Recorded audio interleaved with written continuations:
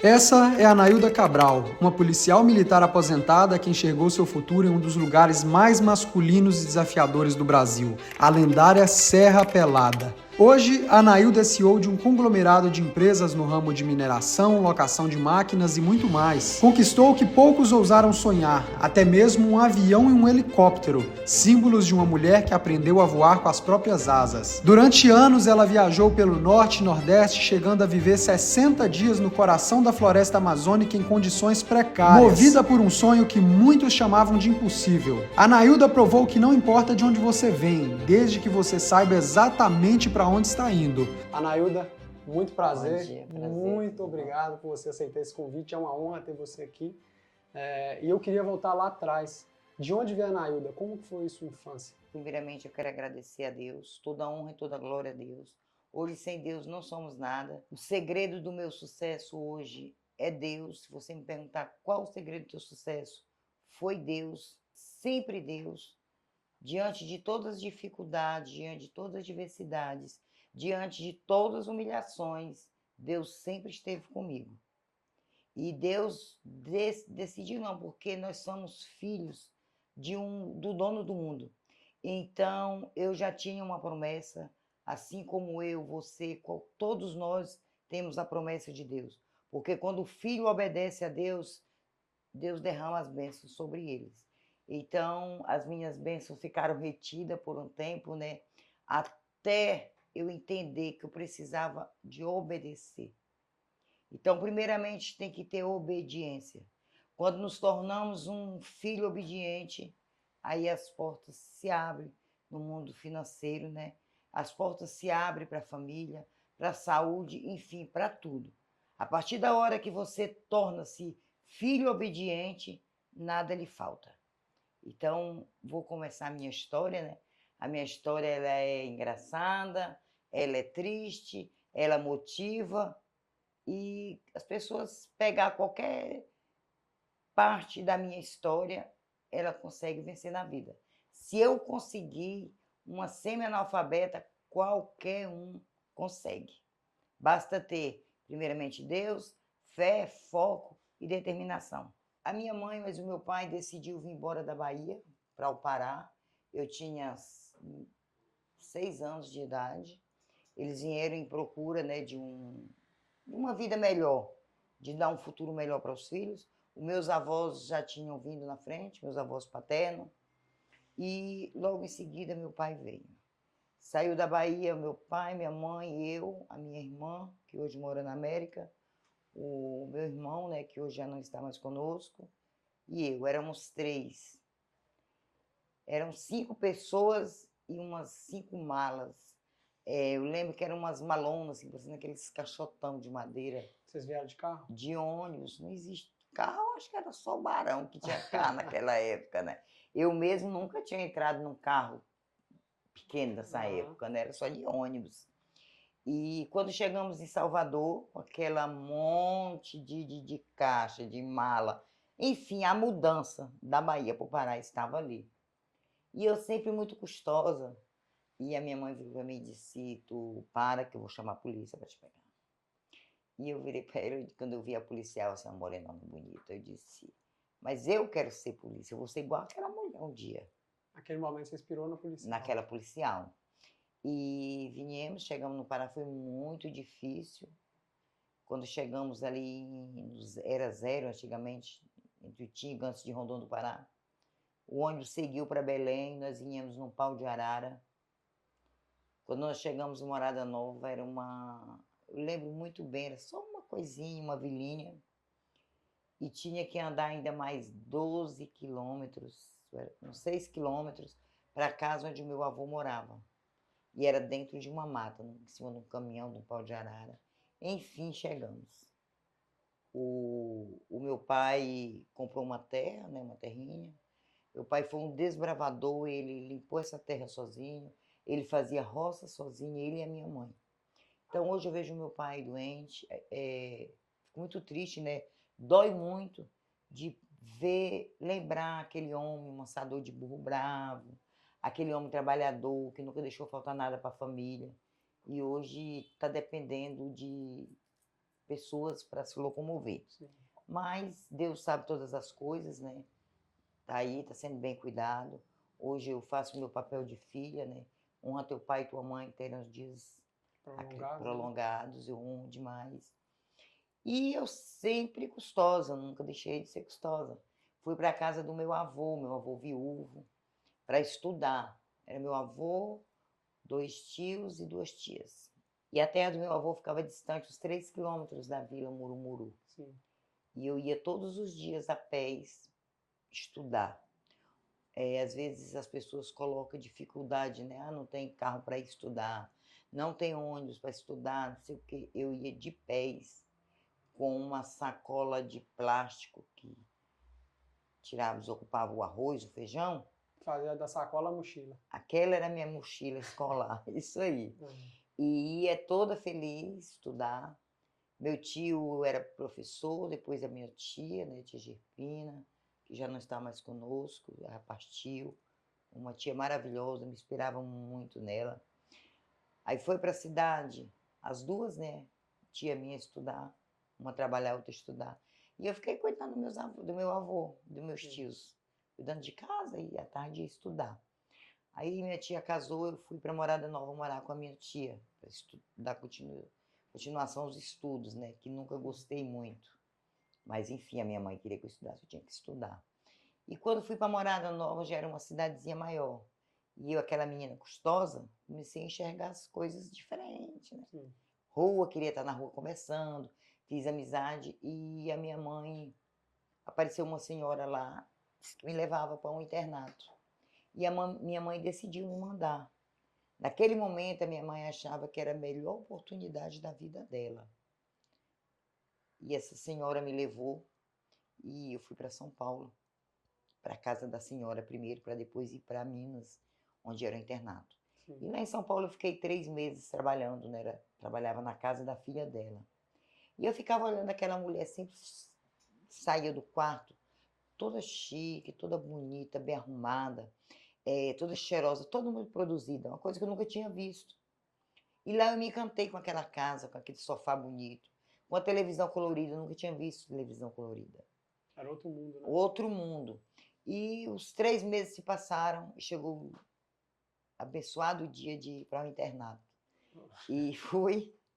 Quando eu cheguei nesse internato, eu vi o que eu não queria ver. Eu não queria aquele lugar, nunca tinha passado pela minha cabeça. Você não sentiu pertencida ali? Não, ali tinha aquele monte de mulheres, só mulheres.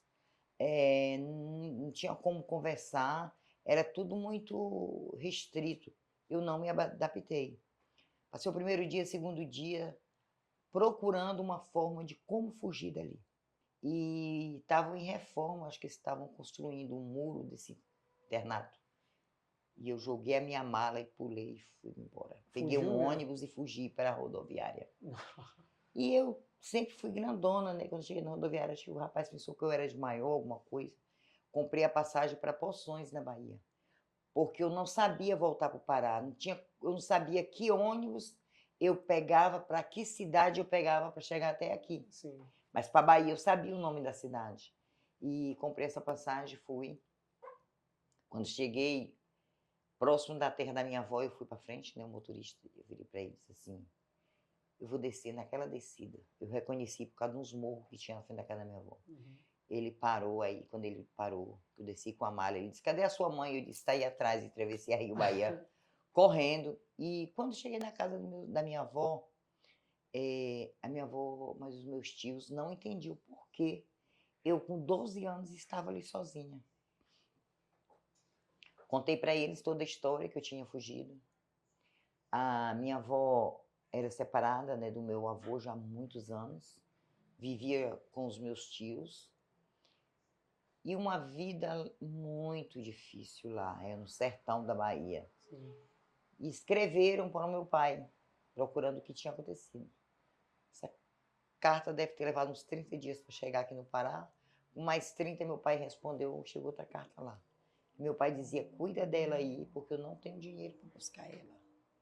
Era tão difícil que ele não tinha Era dinheiro muito para te buscar. difícil a situação. E aí os meus tios me colocaram para trabalhar junto com as minhas tias e ele, que lá na Bahia era hábito das pessoas trabalhar na roça, era a única Sim. renda. E lá eu aprendi a trabalhar na roça, eu capinava, eu plantava feijão, plantava arroz, arroz não, aí mamona. Sim. Aí final de semana a gente ia para a feira vender mamona, vender o que colhia lá. E nas horas minhas de folga, assim, que não estava na roça, eu ia para debaixo de um pé de umbu. Sim. E lá debaixo desse pé de umbu eu fazia curral de madeira, de pedacinho de pau. Sim. E eu dividia tudinho aquilo ali e pegava uma frutinha que chama melão São Caetano. E eu dividia o gado pelas cores, vermelha era vaca, verde e amarela, novilho e boi. Era só brincadeira ali no final de Era uma semana. brincadeira, mas ali hoje eu entendo que ali era Deus gerando sonhos no meu coração. E o sonho daquela casa bonita sempre na minha mente, aquela mulher bonita. Aí eu já tinha cavalo, eu já tinha gado. Sim. E a minha avó ligava para o meu pai, ligava, não escreveu, e falando, vem buscar que ela não está bem, ela está doida. Achava que você estava conversando Eu com estava alguém louca ali. conversando sozinha. Mas não era, ali era Deus plantando sonho. E às vezes a gente ia para uma outra região, que era a região do sul, Iguaí, onde morava um tio meu. Aí a gente ia a cavalo. Eram 2 dias de cavalo, não tinha carro. Era luta, hein? Era luta. Para fazer farinha. Sim. Aí eu fazia farinha, fazia goma, aquela que faz tapioca, Sim. puba. Então, eu sei fazer tudo. Eu sou uma pessoa que eu não passo, nunca passei necessidade, não passo, porque de tudo eu sei fazer hoje. Graças a Deus. Então, às vezes, eu agradeço a Deus pelas dificuldades, Sim. que me tornou essa mulher forte. Foi isso que te construiu, né? Todas essas fases. Isso, desde criança. E meu pai foi embora, foi me buscar embora. Chegando aqui no Pará, fui trabalhar no hospital, em Morada Nova, Hospital Doutor Lindomar. Sim. Tinha uma enfermeira lá, Marlene, minha amiga, sempre me ajudou, me ensinou. E dali eu fui trabalhando, fui para a prefeitura, trabalhei no hospital da prefeitura. Tinha umas amigas lá em Morada Nova, assim, são amigas que a gente é amiga até hoje, né? A Elisete, sempre trabalhamos juntas no postinho de saúde. Mudamos para Marabá, só nós 3. Naquela época a mulher saía para morar sozinha, né? Uhum. Saí de Morada Nova para Marabá. Fui morar eu, a Elisete, a Nena, né? E a irmã dela. E lá fui trabalhar no CESP. Antigamente era CESP. Sim. Aí um belo dia eu estava em uma festa em Morada Nova. Eu sempre gostei de festa. Eu amava. Desde nova. Vixe. Apareceu um rapaz e o meu primo me apresentou ele. Meu primo era diretor do Detran. E aí a gente conversando, ele perguntou para mim assim, você não tem interesse em entrar na polícia? Eu disse, o quê? Ele disse, tá abrindo a inscrição da Polícia Militar em Marabá, feminina. Eu disse, o que eu devo fazer? E ele me falou como fazer. E na segunda-feira eu estava no 4º BPM fazendo minha inscrição. Tá tão sonhada a Polícia Militar. Desde que eu não criança. sabia nem o que era, só sabia que era polícia. Então aí foi o meu primeiro sonho que Deus realizou. Entrei na polícia. Assim, eu amo de paixão a vida militar, polícia. Hoje, se pudesse, eu estaria trabalhando. Eu tenho muito respeito, sim. Até hoje a minha amizade, ela continua a mesma. Sou amiga dos comandantes, amiga dos praças. Hoje eu me envolvo, assim, muito mais com a polícia do que antes. Porque antes eu só trabalhava, hoje não, hoje eu sou, assim, me envolvo mesmo. Sim. Eu sou apaixonada. Fazer meu curso de cabo, virei cabo da Polícia Militar. Lá eu fiz curso na cavalaria, no canil. Enfim, então passei por todas as áreas da polícia também, lá em Belém. A senhora envolveu ali profundamente naquele meio. Sim. Aí quando eu voltei comandante, aí já comandava, né? Porque eu já voltei cabo. Sim. Aí eu já mandava nos soldados. Aí me transferiram para Xinguara. Aí lá em Xinguara eu fui ser segurança do Dr. Roberto Moura, né? Assim, o juiz, quando eu falo dele, não tem palavras. Uma pessoa simples, uma pessoa humilde, uma pessoa de coração grande, honesto, direito. Na verdade, eu não conheci um outro igual ele ainda. Sim. Inclusive, hoje ele é presidente do STJ, né? Mas uma pessoa muito boa. Fiquei com o Dr. Roberto por 2 anos. De lá eu fui transferida para Tucumã. Lá eu fui comandante de Tucumã. Trabalhei no P2 por um tempo. Lá eu conheci o pai dos meus filhos, em Tucumã. casei, veio o primeiro filho, que é o Júnior. Aí voltei para Marabá, veio o segundo filho, o Gustavo. Antes do Gustavo nascer, eu já tinha montado um lava-jato. Eu sempre gostei de empreender. Eu lavava carro, eu arrancava as capas do carro, tudo, lavava, tudo muito bem feito. Depois eu montei uma panificadora. Quando o Gustavo nasceu, eu tinha uma panificadora. E o Gustavo nasceu com um problema, né, uma deficiência na perna. E eu tive que ir para Brasília cuidar do Gustavo. Aí foi aí onde entrou a minha aposentadoria na polícia. Que aí eu fui dedicar 100% os cuidados do Gustavo ao tratamento. Aí mudei para Anápolis. Então foi 2 pontos muito importantes na sua vida. O primeiro, quando você se tornou policial, você comentou, né, no início aqui do podcast que você viu uma policial quando você era criança, tinha 6 anos, falou que um dia ia ser igual a ela, e assim se concretizou. O outro ponto foi isso, de você ter tido um filho que acabou tendo... uma deficiência, né, na perna, né, uma deficiência. Isso aí mudou já o rumo de sua vida? Isso, aí mudou totalmente. Aí eu tive que ir para Brasília, para o Sara Kubitschek, cuidar.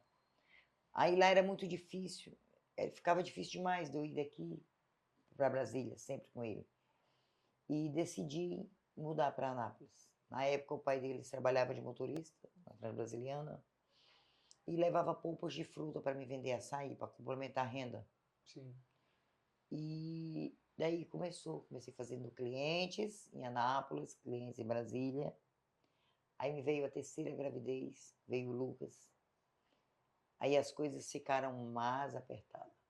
Aí tive que voltar para Marabá. Porque Marabá sempre foi meu ponto de apoio. Morava minha mãe, meu pai. Sim. Aqui eu tinha apoio da polícia, eu tinha planos de saúde, enfim. Sempre foi meu plano, meu ponto, né?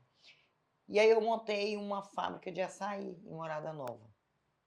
Eu batia açaí de 5 da tarde a 3 da manhã, todos os dias.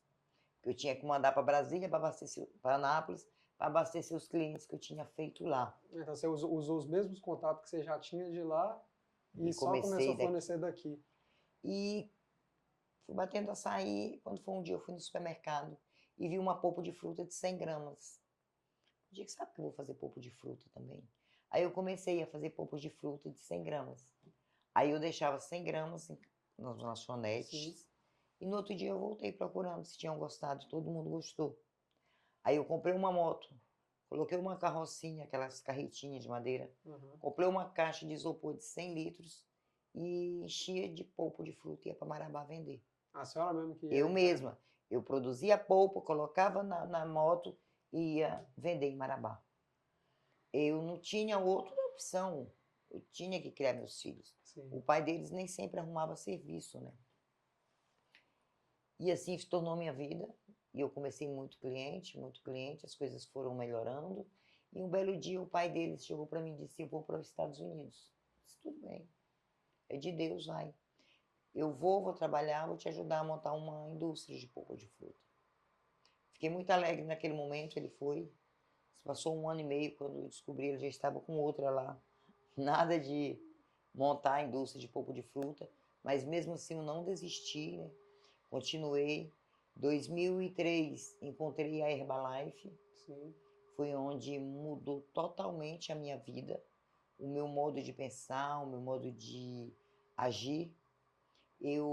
Até aí eu era uma pessoa muito séria, eu não sorria. E quando eu entrei na Herbalife, que a Mara me apresentou a Herbalife, né, juntamente com o presidente Nuno e Nazaré Miranda, me falaram que eu tinha que ir para um evento chamado Extravaganza. E eu fui para esse evento, lá não entendi nada, os 2 dias. Aí eu ficava, será que eu caí no golpe? Mas quando foi no terceiro e último dia à tarde, subiu no palco uma mulher muito, muito elegante, muito bonita, chamada Simone Frota. E ela começou a contar a história dela. Então, por que eu conto a minha história hoje? Porque do jeito que eu fui tocada lá atrás, alguém pode ser tocada pela minha história, entendeu? Com certeza. Então, a história daquela mulher me tocou muito, me comoveu. E eu lembro que eu levantei aplaudindo ela. Aí eu disse, eu vou ser igual a essa mulher. Se inspirou nela. Assim, um divisor de água. Criou um outro sonho no seu coração. Outro sonho. Aí eu abri o livro. Meu livro estava limpo. Meu livro do sonho não tinha nada. Só tinha aqui. Mas eu não tinha o sonho concretizado, eu não tinha um sonho. Eu não tinha meta, eu não tinha foco. Sim. E a partir daquele dia, eu peguei um computador que tinha aqueles computadorzão grandão. Sim. Eu colocava mansão. Aí no Google aparecia a mansão. Eu lá imprimia e colava. Então eu fiz o livro do sonho. Tudo que a senhora queria conquistar. Todos os meus sonhos eu coloquei naquele livro. Tudo recortado.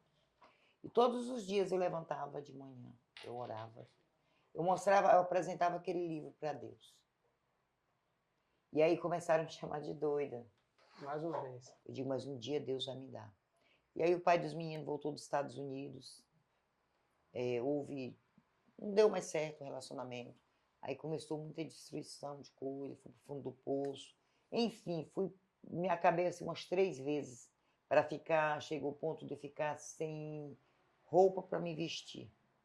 Aí a minha irmã, Zenilda, que mora nos Estados Unidos, mandava roupa, bolsa e calçado dos Estados Unidos para mim. Era com que eu me arrumava. Aí eu saía toda elegante. Jurava que aquilo ali era eu mesma. Sim. Mas era eu. Mas eu não tinha condição de me manter. Mas a minha irmã me ajudava. A senhora não tinha condição, mas já se portava como uma Eu já me pessoa... comportava como uma pessoa grande. Sim. Aí eu fui para São Paulo fazer Herbalife. Aí eu casei com um primo meu, que eu tinha namorado com ele lá naquela época que eu fugi para Bahia. Sim. Ele é pedreiro, Sim. esse marido. E eu fui ser a servente de pedreira dele. Ele estava fazendo reforma em um apartamento na Faria Lima. Enquanto ele fazia uma coisa, eu quebrava azulejo. Eu ajudava a fazer a massa do cimento. E a gente dormia em um colchão inflável. O fogão era um fogão de uma boca só. Ali eu parava de trabalhar para ir cozinhar. Uma panela só, fazia tudo aquilo para comer. E um belo dia, a minha presidente, né, Nazaré Miranda, disse: tem uma indicação em São Paulo de uma cliente para a Herbalife. E ela me passou esse número da mulher e eu liguei. Quando eu liguei, a mulher era vizinha, onde eu estava fazendo a reforma. Na Faria Lima. Faria Lima. E lá só mora rico. E eu ficava na janela do apartamento que eu estava reformando com esse marido meu. Eu dizia para ele, um dia eu vou ter um apartamento aqui. Aí ele dizia assim, tu não tá certo não. Eu dizia, tu vai ver. Tu vai ver. E vai ser um que tem heliporto. Porque lá, os prédios de lá, quase todos têm heliporto. Sim. Aí liguei para a mulher, essa mulher não queria me atender de jeito nenhum, que não atendia, né? Estranhos em casa. Até um dia ela decidiu a me atender. E no dia que ela decidiu me atender, eu consegui ela como cliente. E ela foi me dando indicações. E lá em São Paulo, eu consegui me qualificar para as férias em Búzios da Herbalife. Me qualifiquei para jantar de gala. Enfim, eu consegui fazer uma carteira de cliente grande em uma cidade que eu nunca tinha visto. Uma cidade difícil. Quem conhece São Paulo sabe que é difícil, não é fácil. Né? E eu dirigia. O Gustavo, levei o Gustavo para lá, minha tia cedeu um quarto de guardar coisas de casa. Ela cedeu para a gente morar naquele quartinho. O quartinho da bagunça. Quartinho da bagunça. Passou a ser a minha casa. Dividiu aquele quartinho da bagunça, fez o quarto para o Gustavo, outro quarto para mim. E o Gustavo ia trabalhar na Santa Efigênia, fazendo chave. Porque ele conhecia um vizinho, amigo dele, quase da mesma idade, que era dono de um chaveiro. Ele criança ainda. E ele ia todo dia. Então o Gustavo também, desde pequenininho, ajudava. Todos os meus filhos me ajudavam. Sempre ele foi com esse espírito de empreendedor. Sim. Em um belo dia, eu falei para meu esposo, precisamos voltar para o Pará. Não aguento mais São Paulo. Não dou conta. Por que a senhora tomou essa decisão, sendo que a senhora já estava fazendo uma carteira de clientes lá, as indicações? Porque eu queria crescer na Herbalife. Eu queria ser guete, eu queria ser milionário, eu queria ser presidente. Esse foi o meu foco de entrar na Herbalife, para ser presidente. E ele decidiu, eu tinha um Corsa Sedan preto. E a minha mudança veio tudo nesse Corsa. Eu, Gustavo e ele. Quando eu cheguei em Canaã dos Carajás em 2012, Não consegui a casa para alugar, porque foi logo no início da implantação, né? Sim. Desse 11D. Mas eu tinha uma tia lá, a tia Gerpina, morava lá. A minha tia, que eu acabei de relatar que não está mais conosco. Certo. E tudo essa tia me ajudava. Tudo que eu falava, tia, vamos fazer isso, ela fazia. Tia, vamos fazer, vamos. Foi seu ponto de apoio. A minha tia sempre foi. Eu sempre me via nela, essa tia minha. E quando eu cheguei na casa dela, ela disse assim, a minha casa só tem um quarto e uma sala. E na sala dela tinha uma mesa muito grande. E ela foi e disse assim, como é que faz? Eu boto a mesa lá fora. Eu disse, não, eu durmo debaixo da mesa. E ali arrumei um colchão e morei 3 meses, eu, meu marido e meu filho, o Gustavo, debaixo dessa mesa. E aí eu comecei a fazer clientes novos em Canaã, que eu não conhecia ninguém. Eu ia para o Barretos, eu me arrumava todinha, e cara de rica, maquiada, no salto. E ia para o Barretos abordar as mulheres. E oferecer uma pesquisa do bem-estar. E aí eu comecei. Com 8 meses eu me qualifiquei o nível de GET da Herbalife. Tudo bem, montei espaço em Redenção, ia tudo muito bem, carro zero, já tinha kitnet em Canaã, que a gente tinha construído. Eu não estava milionária, nem rica, mas eu já estava vivendo bem, muito bem. Não devia a ninguém, cartão de crédito, limite altíssimo. Estava ótimo, estoque. Um belo dia o meu filho sofreu um acidente de moto, o Júnior. E nesse acidente de moto foi muito grave, se chocou com o outro veio a óbito. E ele quase veio também. Então eu tive que parar por 40 dias dentro do Hospital Regional em Marabá, eu e o Gustavo cuidando dele, né? E aí acabou tudo de novo. 40 dias dentro do hospital. Ele não estava bem, ele quebrou o nervo, atingiu o nervo plexo, ele ficou aleijado do braço, aí começou a levar para Brasília, leva para lá. Até um dia uma senhora falou para mim, uma missionária, disse, isso não é de médico, isso é de Deus. E começamos a orar. E crendo no milagre, né, que Deus ia recuperar aquele braço dele, ficou bem fininho. Sim. E um dia ele chegou para mim e disse, mãe, eu vou embora para os Estados Unidos. Fiquei muito triste, mas eu não podia segurar, porque eu não tinha mais como manter o que ele precisava, já estava difícil. Aí ele foi para os Estados Unidos e ficou eu, Gustavo e o Lucas em Canaã. E comecei o trabalho, nunca desistimos. O Gustavo sempre me ajudava, trabalhando com outras coisas. O Lucas trabalhando no Lava Jato.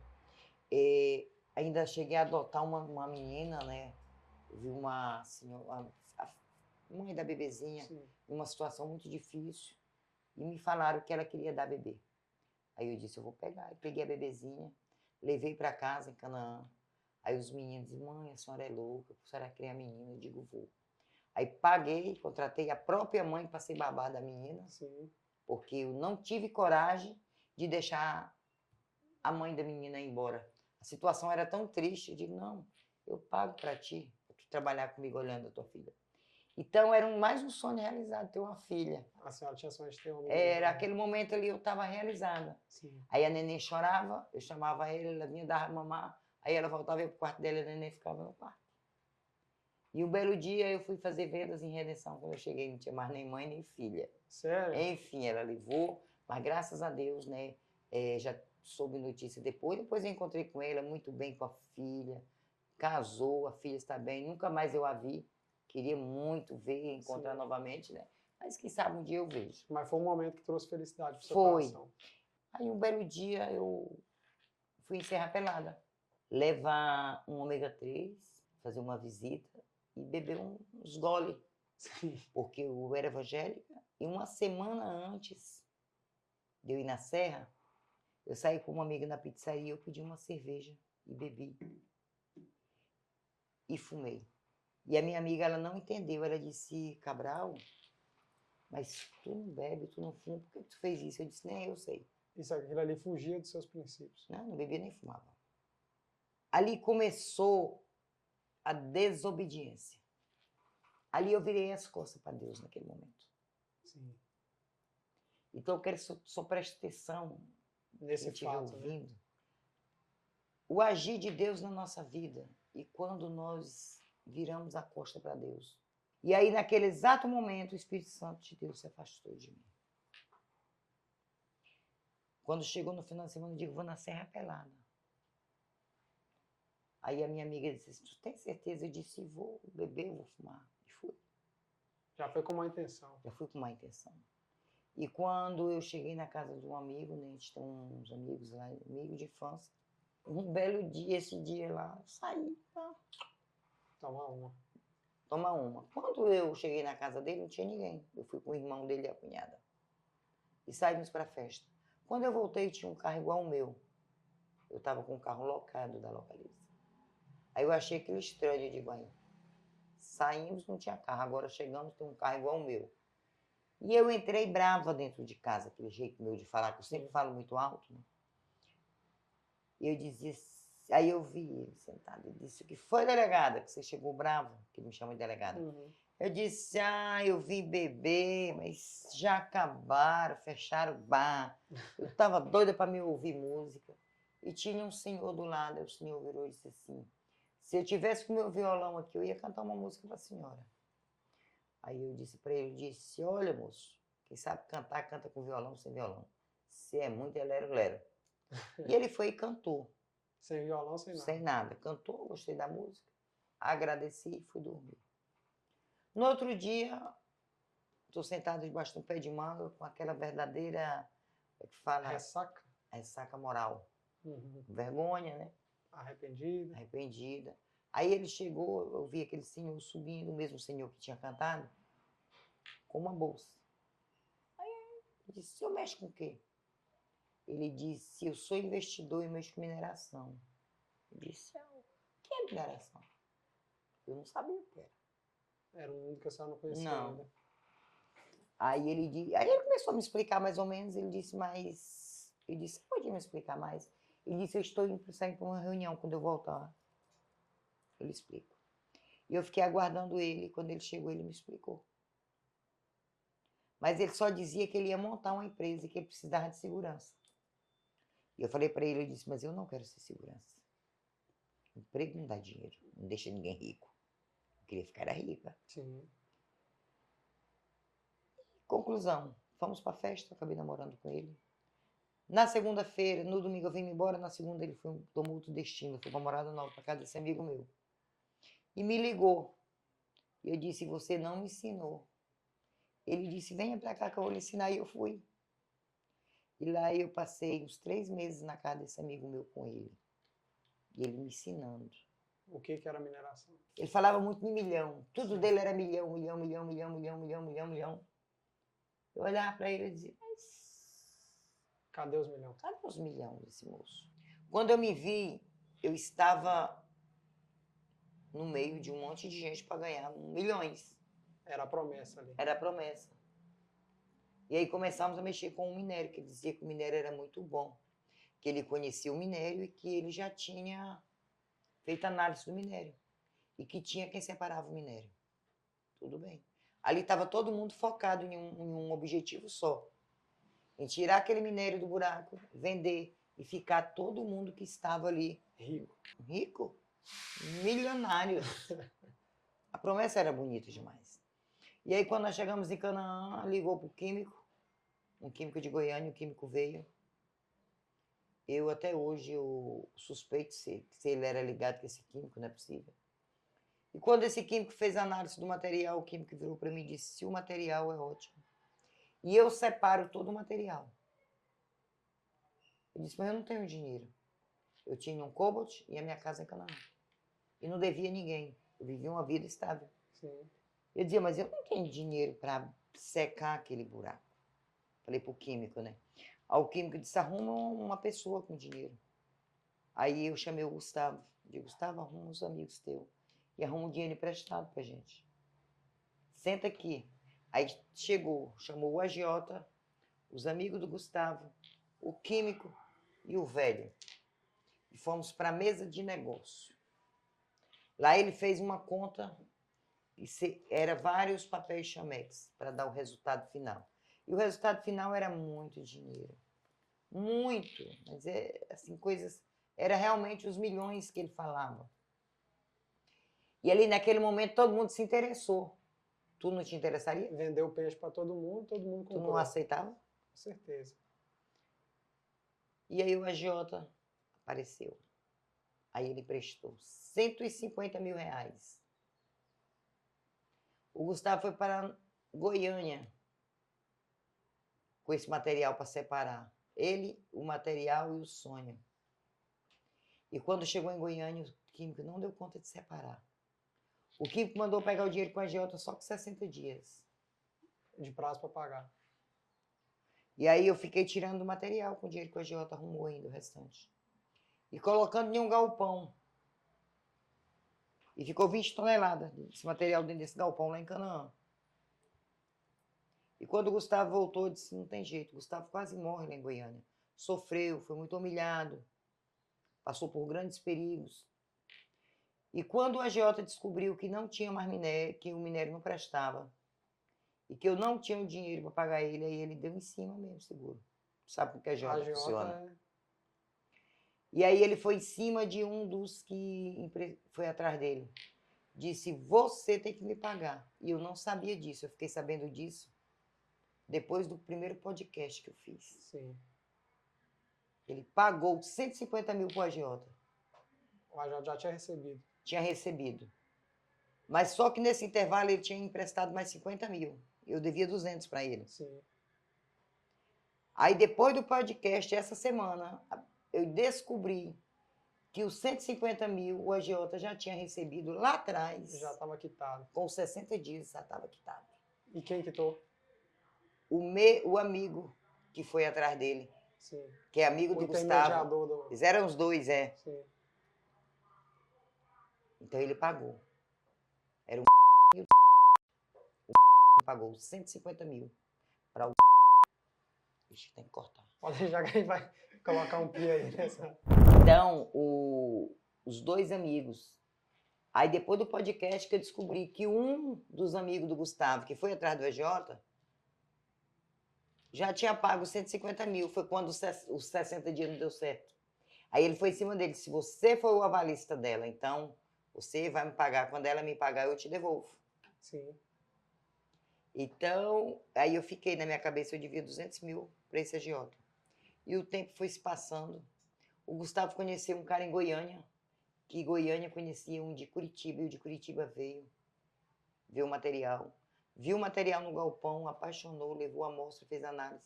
Um belo dia me ligou e disse, Dona Anaílda, a senhora vai ficar a mulher mais rica do mundo. Eu digo, opa, se eu tô com uma pessoa aqui que fala toda hora que o minério eu vou ficar bilionária, outro me liga dizendo que eu vou ficar milionária, eu tenho que quê? Acreditar. Acreditar. Então foi aí que entrou, eu acreditei nos dois e comecei a trabalhar, e aí ele mandava o dinheiro para mim tirar o material, mandava o dinheiro para a embalagem, mandava o dinheiro para os trabalhadores e o do frete. Custeava toda a operação. Toda a operação, ele era muito inteligente, ele mandava, não passava e nem faltava um centavo. Era tudo na conta certa. Então, como rolou muito dinheiro na região, as pessoas acharam que eu estava muito rica. E aí começaram a se juntar os de fora para querer me derrubar, para tomar o meu lugar. Sabendo que até eu já estava caída e não sabia.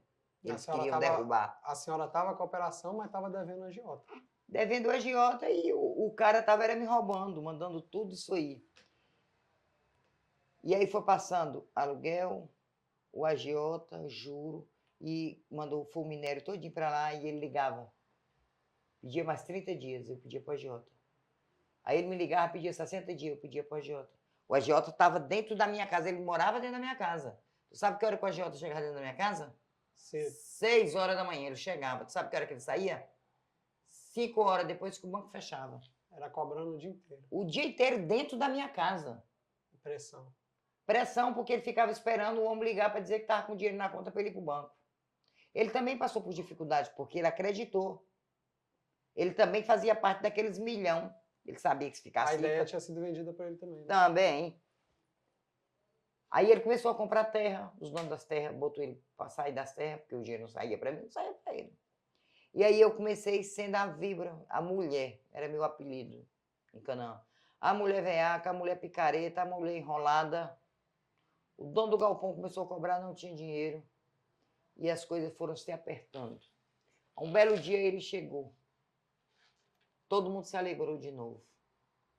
Para te ver como que é a ambição, a ganância pelo dinheiro. As pessoas, eles te matam, eles te pisam pela ganância do dinheiro. E quando esse homem voltou, que reuniu todo mundo... Todo mundo pensou, agora o dinheiro entra na conta. Tá tudo certinho. Aí começaram a planejar como me tirar do jogo. E ele virou para mim e disse assim, eu tinha uma área numa fazenda ali. Ele disse, qual a fazenda do seu sonho, dona Nailda? Eu falei para ele. Ele disse, pois procure o dono que nós vamos comprar, porque mês que vem vai cair tantos milhões na sua conta. E aí eu fui atrás de quem? Do agiota, que era amigo do gerente, do dono da fazenda. Fomos atrás, intermediou a compra da fazenda, fiz contrato de compra e venda dessa fazenda. Foi uma das maiores vergonhas que eu já passei na minha vida. Eu ainda preciso ver esse senhor para me pedir um dia de desculpa para ele, frente a frente. Mas eu sei que ele já sabe da história. Ele sabe quanto eu fui enganada, entendeu? E aí, só de comissão da fazenda foi 800, o agiota. O mais 200 que eu devia, a fazenda dá conta aí. 1 milhão. E o dinheiro foi atrasando, 60 dias, 90 dias, o agiota em cima. Quando foi um dia, ele chegou em casa e o velho chamou ele e disse, olha, se você parar de cobrar ela, eu te dou mais 1 milhão, porque o dinheiro está saindo mês que vem. Só para aliviar a pressão. Só para aliviar a pressão. A ganância pelo dinheiro, o olho grande, falou mais alto. Aceitou. Então foi para 2 milhões. Ele virou para mim e disse assim, fulano me deve. Tu paga a conta dele? Ele disse, pago. 600 mil reais. Eu digo, tudo bem. Só acumulando mais dívida. Se eu tô aqui no meio de um monte de milhão desse, o cara tá trabalhando junto com nós, no mesmo grupo, sofrendo do mesmo jeito até hoje, por que eu não posso pagar uma conta de 600 mil para ele? Se eu vou ficar milionária, bilionária? Eu digo que sim. Aí foram para 2 milhões e 600 mil. A dívida. Muito dinheiro. Muito dinheiro. Para quem não tinha dinheiro, só não mais para comprar nem carne, eu tinha. Eu já estava nesse momento passando por situação difícil. E o tempo se passou quando eu descobri que eu tinha sido roubada. Esse moço levou todo o material. Aí eu fiquei devendo o galpão. Ainda ficou 700 toneladas dentro do galpão. Eu fiquei devendo aluguel de galpão com 700 toneladas de material. 700 toneladas mesmo, de material lá dentro. Aí arrumei uma outra pessoa para esse material. Fui para Curitiba atrás desse cara que tinha roubado. Consegui localizar o material. Quando eu estava lá, liguei para o agiota, vem aqui ver, era muita pressão.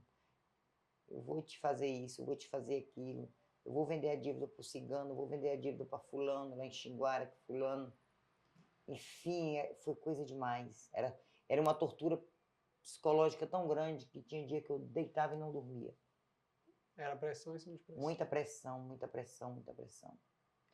Um dia a pressão foi tão grande que ia cobrar o meu pai. O meu pai, um senhor de idade, não sabia de nada. Esse dia eu levantei e caí. Não sabia o que era, me perdi a perna.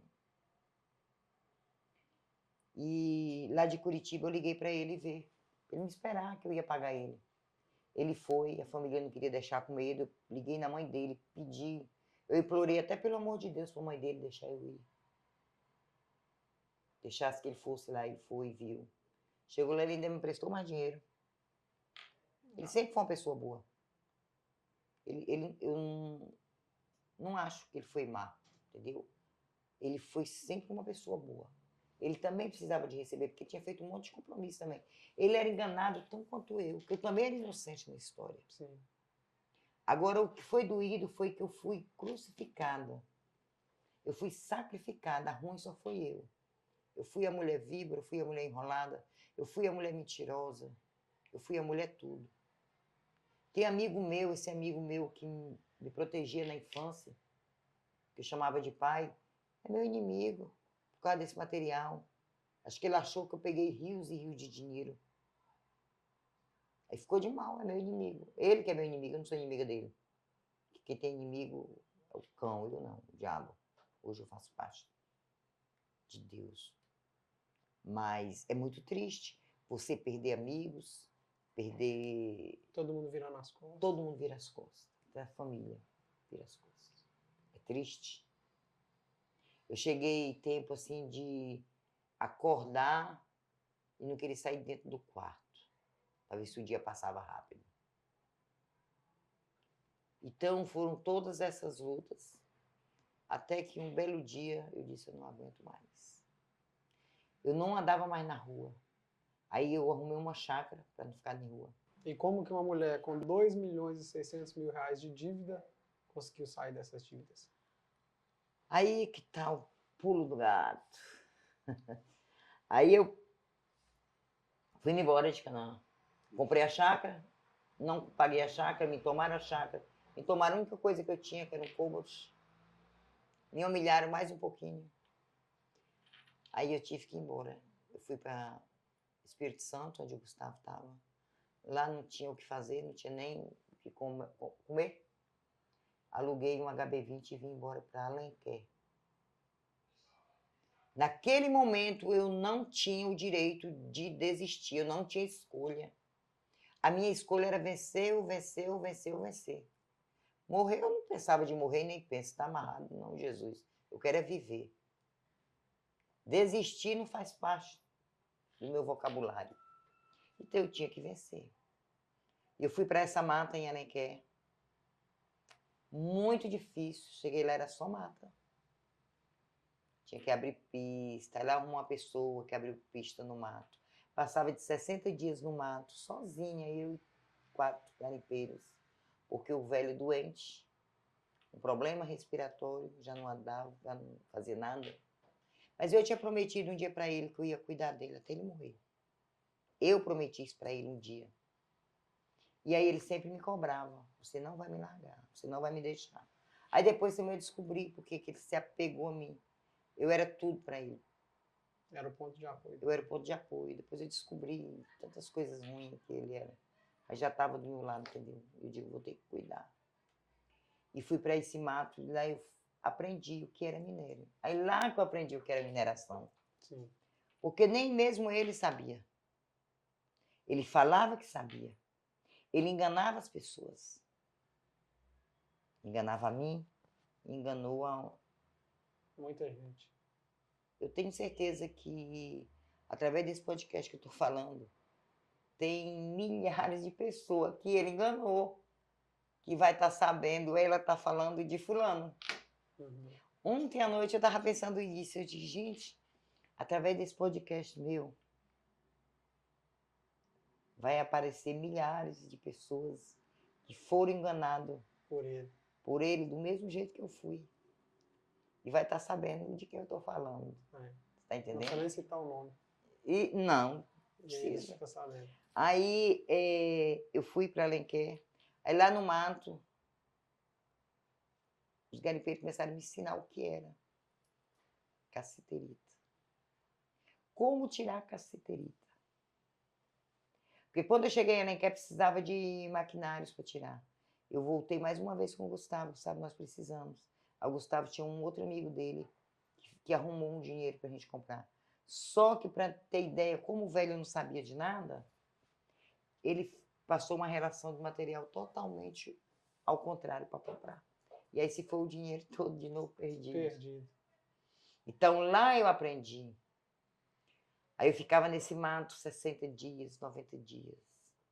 Lá não tinha shampoo para lavar meu cabelo, eu fazia sabão de soda para tomar banho, para lavar o cabelo. Lá não tinha energia, lá nós comíamos jabá, farofa de piracuí, não, um peixe que tem aí. Sim. Acho que é piracuí mesmo. Então foi uma vida muito difícil. Eu sofri muito lá nesse mato. Mas ali naquele mato eu comecei a ter um encontro com Deus. Ali eu começava a perguntar para Deus por quê? Até quando? Um belo dia Deus me colocou uma pessoa maravilhosa no caminho. Essa pessoa chegou para mim e disse assim, eu vou ajudar a senhora. E realmente essa pessoa me ajudou. Essa pessoa começou a pagar os voos para mim ir para o mato. Aí eu parei de ficar mais no mato. Aí um belo dia morreu um tio meu, em Marabá. Eu vim de Santarém para Marabá para levar meu pai para o médico, né, fazer um check-up. E... não sei me lembrar. Quando meu pai fez o exame, eu pedi para o médico, que eu queria um também. E quando eu fiz esse exame, eu descobri que eu estava com aneurisma cerebral. Tu lembra que quando a agiota ameaçou de ir visitar o meu pai, eu levantei e caí? Ficou com as pernas bambas. Aneurisma. Esse aneurisma ele foi gerado de excesso de estresse. E aí eu fui para Belém, fiz a cirurgia. Essa pessoa que me ajudou, me apoiou, pagou exames. Então decidi não voltar mais para aquela mata. E fiquei por lá, mas fazer o quê da vida? Todo esse processo que eu passei, eu já tinha criado uma empresa. E eu comecei a colocar áreas. Porque a primeira empresa que eu tinha, quem levou o material roubou também. Sim. E eu ainda consegui tirar dessa empresa uma área, que é a minha área da Serra Pelada. E abri outra empresa e ela foi para lá. Na verdade, eu já tinha transferido, antes desse cidadão roubar, eu já tinha aberto a Golden e tirei de lá e coloquei na Golden. Foi só o que me salvou. E sobrou. O que a senhora fala que transferiu foi os requerimentos de lavra, no caso? Só um requerimento eu consegui. Os outros ele me roubou todos, eu perdi todos. Então, desde o começo, a senhora tinha requerimento nas áreas que a senhora mexeu? Sim. Quando eu comecei com esse minério, eu já abri uma empresa e comecei a colocar, registrar áreas. Certo. Aí esse cara do minério roubou, levou tudo, perdi tudo. Aí eu consegui salvar uma. Essa uma é a Golden, que está na mineração Golden. E de lá, Deus me colocou na minha vida um engenheiro. E esse engenheiro, eu dizia assim, mas eu não tenho dinheiro para registrar a área. E sempre eu tive um GPS. E eu ia nas áreas que eu queria. Porque um dia em sonho Deus falou que ia me dar tudo de novo. E eu ia nas áreas que eu queria, eu batia o ponto e mandava para essa pessoa. E as áreas estavam livres. E ele registrava. Ele registrou com o dinheiro dele, ele bancou tudo. Ele nunca me cobrou nada, até porque eu não tinha dinheiro. Esse tempo todo ele veio me ajudando. Que chama-se Dr. Wallace Marques. Grande homem. Então, toda a área que a senhora tem requerida hoje, ele que te auxiliou? E ele que requereu, ele que pagou, ele que veio mantendo. Aí as pessoas olham e não sabem. Não sabem das dificuldades que a gente passa. Quantas vezes eu deixei de comprar roupa para pagar requerimento, para ajudar ele? Tirava do meu salário. E assim foi. Mas eu sempre crendo que as coisas iam mudar. E quando eu aprendi a mexer com casterita lá, que eu já sabia, eu tinha requerimentos de casterita. Um dia ele ligou para mim e disse, Dona Nailda, está na hora da senhora sair do mato e vir trabalhar nas suas áreas que a senhora tem. Eu disse, está certo, doutor. E aí eu comecei a obedecer a Deus. Foi no dia que eu abandonei, de fato e de verdade. Eu cheguei para o e digo, a partir de hoje estamos separados. Porque ali estava o meu erro. Eu vivia amigada, errada, pecado. E a partir daquele dia que eu decidi a mudar de vida, separei dele, deixei ele no lugar. Só que eu deixei ele era mais bem cuidado do que ele. Eu passei necessidade, mas nunca deixei ele passar necessidade. Depois que a senhora separou desse homem, como que foi que a senhora começou a enxergar que as coisas realmente iam dar certo e começaram a dar certo? Foi quando eu abandonei tudo, né, para lá, sumi, digo, não quero, acabou, vim embora. E quando cheguei aqui, eu não tinha dinheiro para licenciar minha área de casterita. Quem me ajudou foi um coronel. Hoje ele é meu parceiro de negócio. Esse coronel hoje ele é um dos meus sócios em Serra Pelada. Eu não tinha dinheiro, eu disse, se eu me prestar um dinheiro, e tudo que ele tinha, ele me prestou e eu tirei os documentos. Aí eu cheguei para ele e disse, eu lhe dou a Serra Pelada. E ele vai ser muito abençoado. Então muita gente perdeu muito por negar a migalha. Eu ofereci para muita gente me humilhava. Olhava para mim, ria, fazia cara de Deboche. Fui muito debochada. Fui muito humilhada, fui muito pisoteada. Naquele canal dos Canajados, meu Deus, só Jesus. Só Deus e eu sei o que passei. E quando fui para trabalhar com a casterita, antes disso, uma época, o AJ chegou para mim e disse, eu preciso fazer uma confissão de dívida com você. Disse, tudo bem.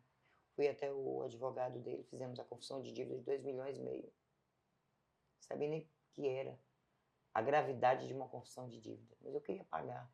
Eu tinha certeza que eu ia pagar. E a senhora assumia que a senhora Assumia e assumi. Só que eu assumi dívidas que eu não tinha.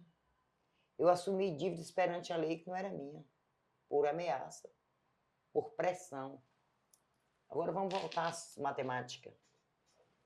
800 mil não era de corretagem da fazenda? Sim. E cadê a fazenda? Não foi comprada, não foi executada. Então não tinha que ter corretagem. Não houve negócio. O 1 milhão, quem foi que prometeu? O velho. Para não me cobrar. Ele não tinha 1 milhão. Eu assumi. Os 600 mil do meu amigo, eu assumi a dívida, porque se eu recebesse o dinheiro, eu pagaria. Eu não recebi. Os 200 mil que eu devo para ele, que eu devia, o meu amigo, semana passada, agora acabou de me falar, depois do podcast que eu fiz, que ele já tinha pago. Então, só devia o quê para o AJ? Só o dinheiro inicial, né?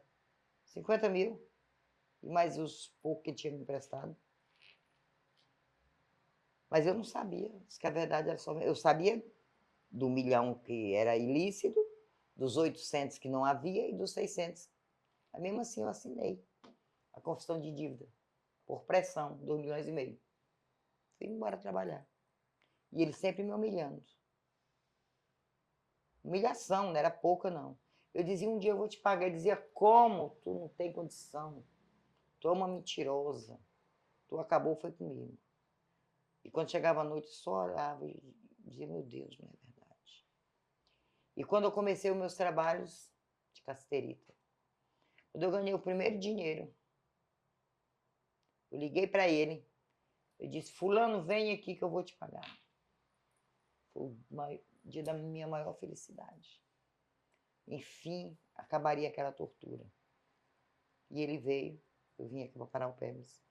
Eu disse, você sabe que eu não lhe devo 2,5 milhões, né? Isso ele disse, sim.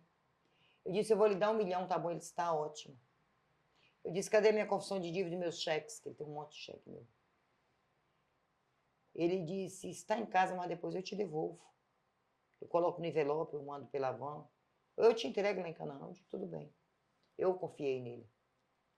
Entreguei um trator no valor de 500 mil. Passei 500 mil em gado. Mais 100 mil em gado para ele entregar para o dono do galpão, que eu também tinha assinado uma confissão de dívida para o dono do galpão. Mas o dono do galpão tinha um contrato comigo, que ele segurava o material como garantia. E eu pedia, eu implorava para aquele senhor, para tirar aquele material e jogar na chácara. Porque eu sabia que o material não prestava. Sim. Era o que falavam, que o material não prestava.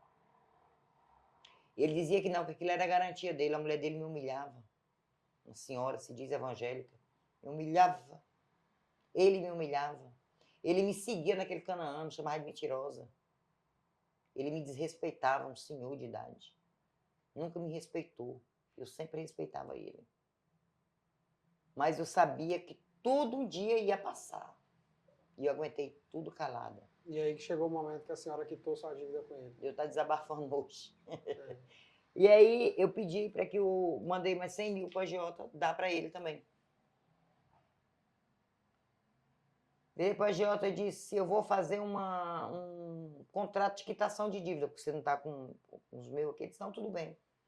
Eu fiz um contrato rezando o seguinte, que a partir daquele momento, tudo que ele tinha de documentos meu perderia validade, porque eu já estava quitando com ele. Sim. Ele assinou o sogro dele como testemunha. Eu quitei com ele. Ele ficou amigo. E eu nem me lembrei mais de pedir confissão de dívida, nem cheque com ele. Se a pessoa é minha amiga, aonde que eu vou? Nunca imaginei. E a senhora já tinha feito documento já de quitação, então não tinha... E o tempo se passou e eu continuei a trabalhar. E aí ele começou a querer me extorquir, pedindo trator novo, pedindo isso, pedindo aquilo, que o dinheiro que eu tinha pago ele era muito pouco. Nós combinamos. E hoje eu vejo que não era muito pouco, era muito demais. Sim. Eu não devia quase nada. Mais do que a senhora devia. E um belo dia eu estou indo, o advogado me liga que eu tinha sido executado em 5 milhões e meio. Eu quase capoto meu carro. Tipo, o quê? Liguei para Gustavo, vê se fulano tem uma execução aqui. Meu filho disse, não, mãe, não é.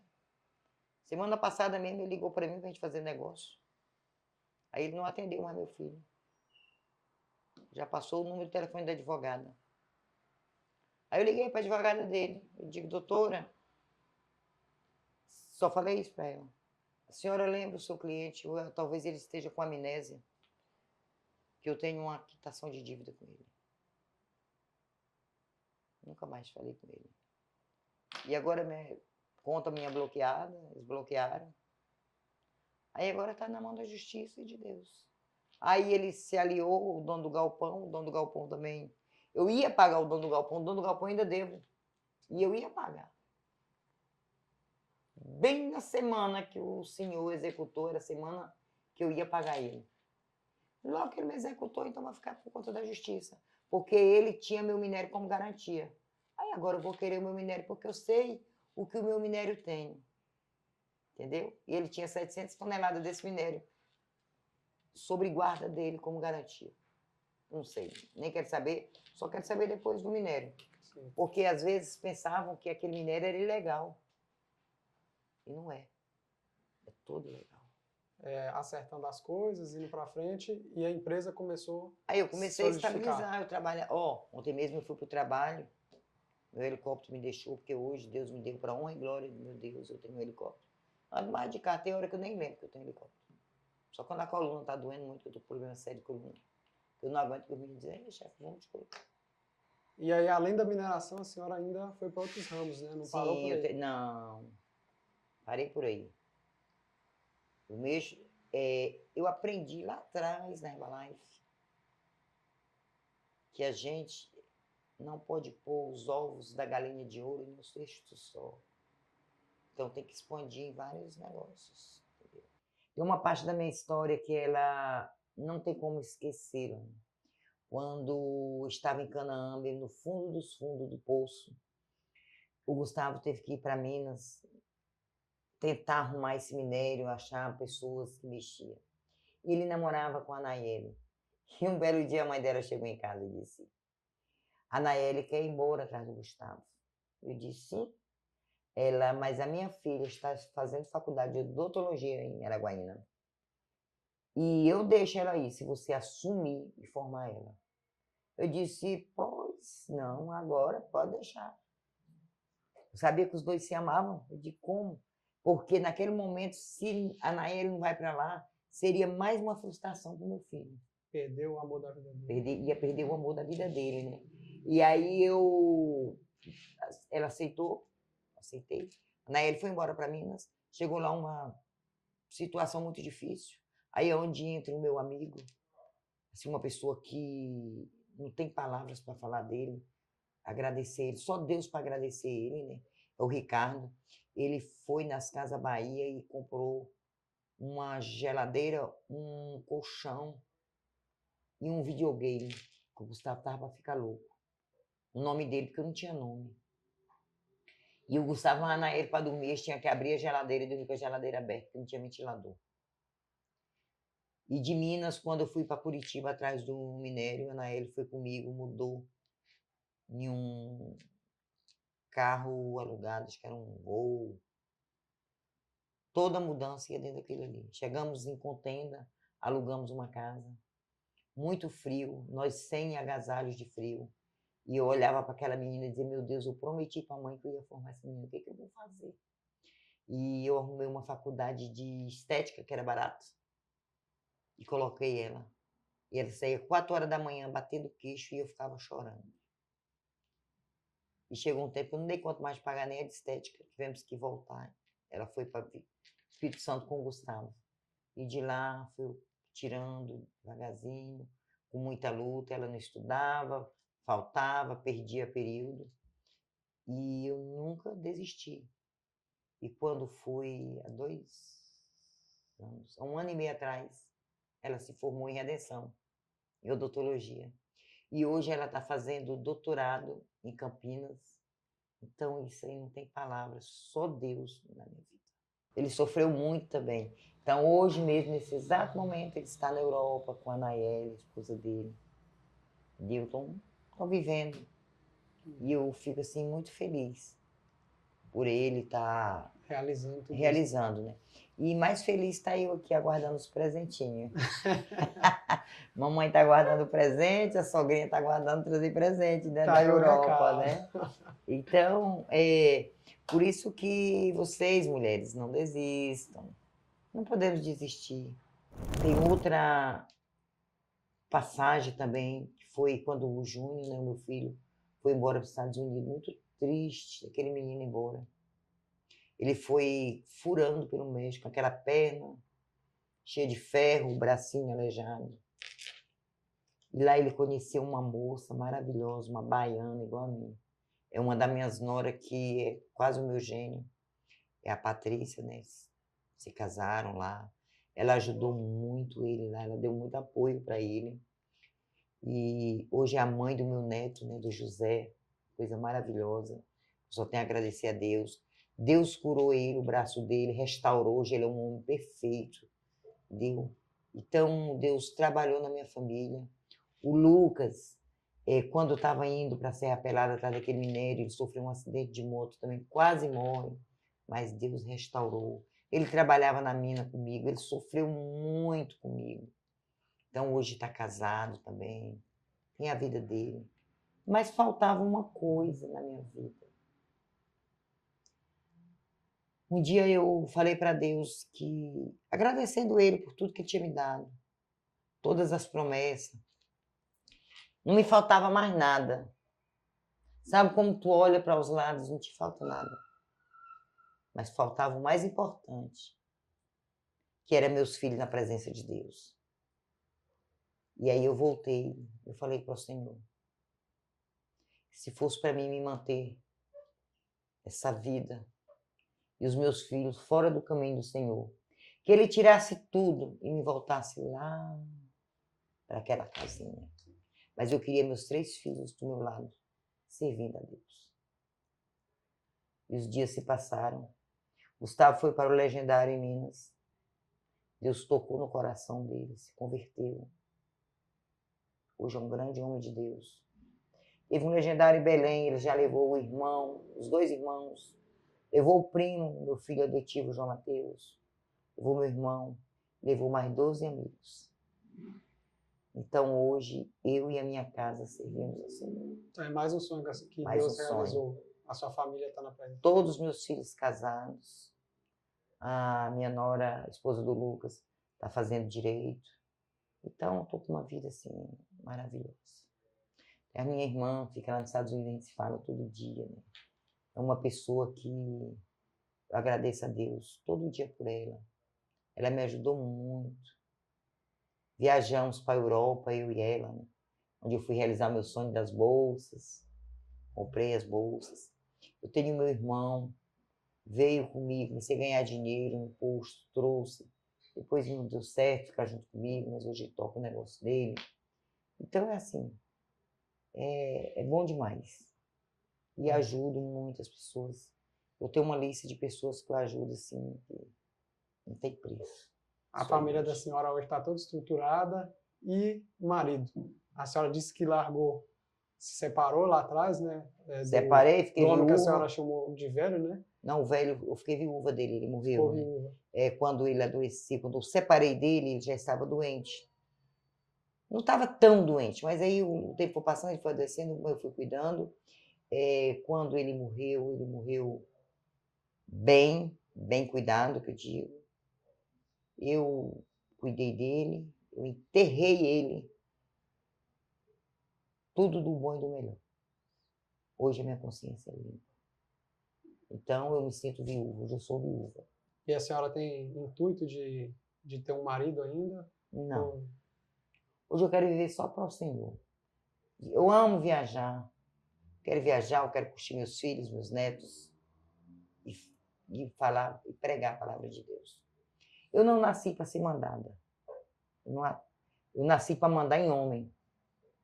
Eu sou a mulher que nasci para liderar homens, mandar em homens. Então, eu não sou a pessoa certa para ter marido.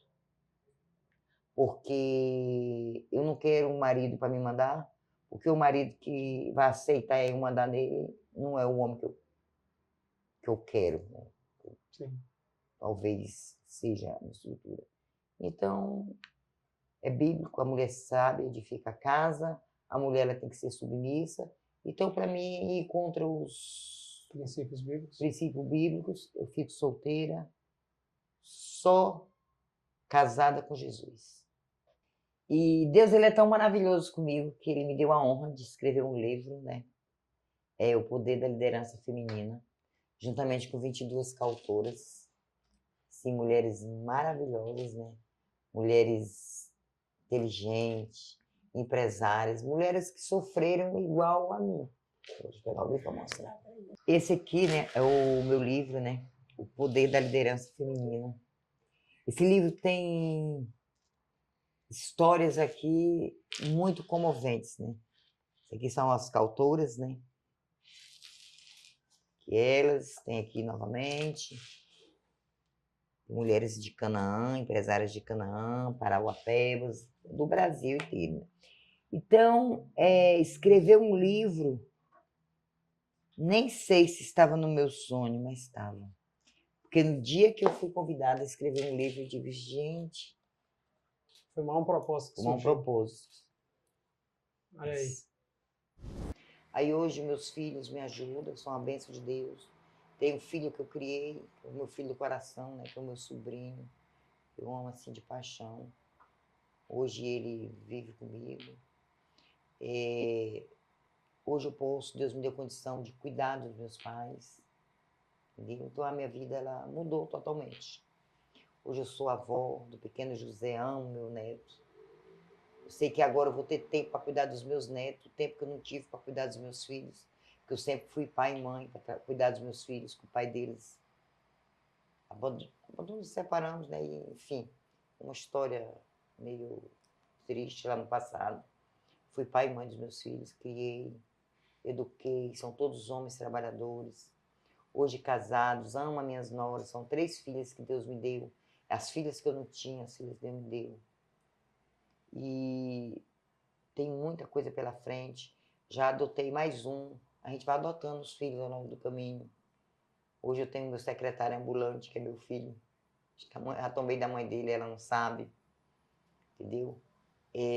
Tem os meninos que trabalham comigo, porque é muito triste o mundo que nós vivemos hoje.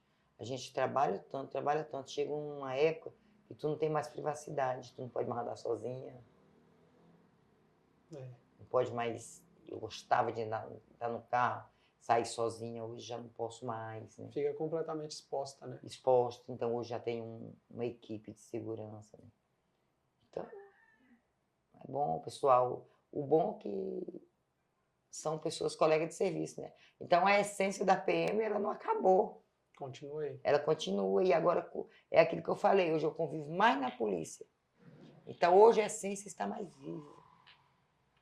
Qual que é o legado que a senhora quer deixar para as pessoas empreendedoras, principalmente mulheres, que às vezes hoje está no fundo do poço, acredita estar no fundo do poço, mas se inspira na senhora? O que a senhora tem para dizer para essa mulher? Primeiro, a gente tem que pôr Deus diante de tudo. Porque tem gente, a maioria, começa a ganhar dinheiro, ele acha que ele é bom. Eu sou bom, a minha empresa é boa. Ele acha que é o dinheiro que ele tem que é bom. Não.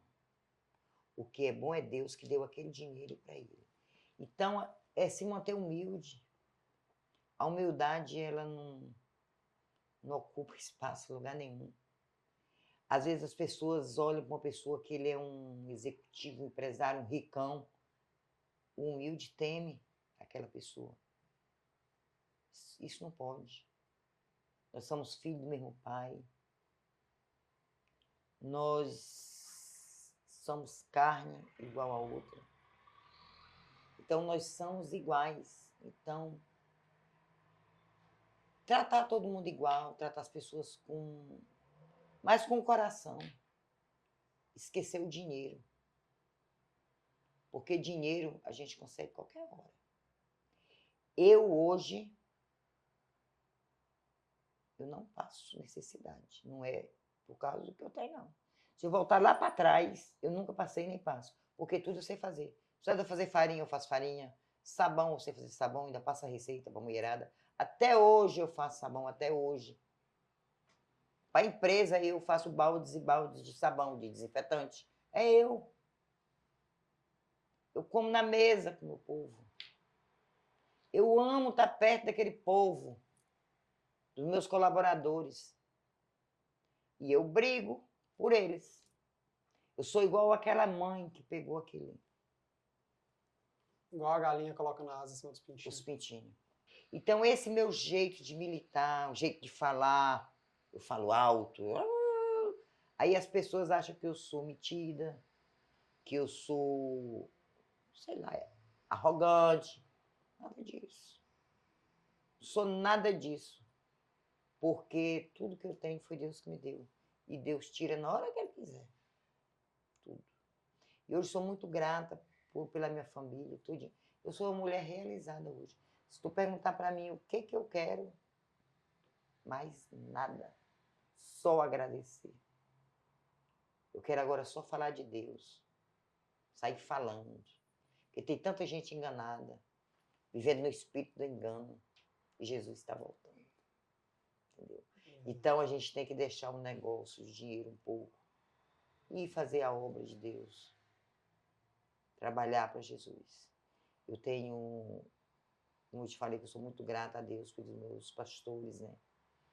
E a gente tem um projeto muito bonito na frente, nós vamos fazer esse projeto. Porque do jeito que Deus me levantou, Ele vai levantar qualquer um que esteja como eu estive um dia. Então, o recado que eu quero deixar para as mulheres é que não baixe a cabeça, não murmure, não chore. Chore de alegria, de tristeza, não. Porque Deus deu uma coisa para nós maravilhosa, que é o dom de gerar vida. Então, se nós temos esse dom de gerar vida, nós temos capacidade, força de vencer qualquer obstáculo, maior que seja. Eu brinco com os meninos que eu só trabalho com homem, né? Sim. Eu amo trabalhar com homem. Tenho poucas mulheres colaboradoras, gosto de todas, mas eu se dou melhor com os homens, né? E eu falo como mulher para eles e falo como homem para eles. Então, Deus me deu esse dom, essa capacidade de ser as duas coisas. Então, a mensagem que a senhora tem para deixar é para não levar o dinheiro como prioridade, apegar com Deus e o dinheiro é consequência. Isso, é isso? E não desistir dos seus sonhos. E não desistir.